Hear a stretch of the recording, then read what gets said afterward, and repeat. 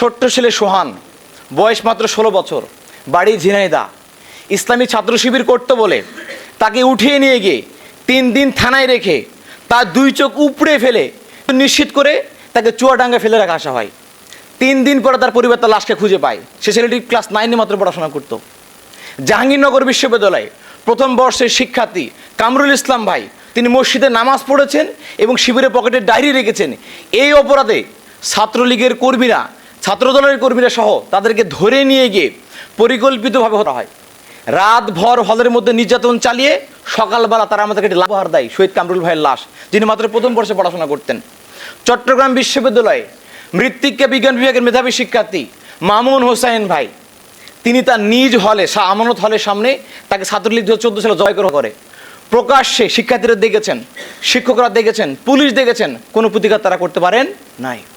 রাজশাহী বিশ্ববিদ্যালয়ে 2014 সালে রাসেল আলম দুরন্তকে সকাল 12টার সময়, বেলা 12টার সময় পুলিশের সামনে, শিক্ষার্থীর সামনে, শিক্ষকদের সামনে কিরিচ দিয়ে পুরো পাখি বিচ্ছিন্ন করে ফেলা হয় এবং তার নিশ্চিত করতে পরপর 4টি গুলো ছড়ানো হয় এবং পুলিশ পরবর্তীতে ছাত্রলীগকে গ্রেপ্তার না করে সে পা বিচ্ছিন্ন হওয়া মুমূর্ষ রোগী রাসেল আলম দুরন্তকে সামান্য চিকিৎসা দিয়ে জেল হাজতে প্রেরণ করে ফেলে।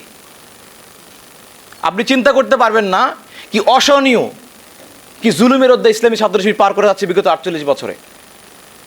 সম্মানিত ভাইরা, অত্যন্ত দুঃখের সাথে বলতে হয়, ইসলামী ছাত্র শিবিরকে যারা 1977 ঘোষণা দিতে এভাবে একটা শিবির ধর, ধৈর্য কর, একটা শিবির ধর, সকাল বিকাল নাস্তা কর।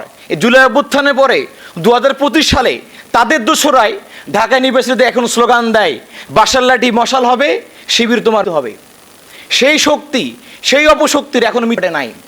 তবে খেয়াল করে দেখবেন 1982-তে যারা ইসলামী ছাত্র শিবিরকে নিশ্চিহ্ন করতে চেয়েছিল, তারাই আল্লাহর রহমতে আজকে ধ্বংসপ্রাপ্তের মধ্যে অন্তর্ভুক্ত হয়েছে। তাদের চরিত্রের কাজ খুঁজে পাওয়া যায় না, তারা এখন বিলুপ্ত প্রাণীর মতো হয়ে গিয়েছে। তাদের কমিটি আমরা খুঁজে পাই না।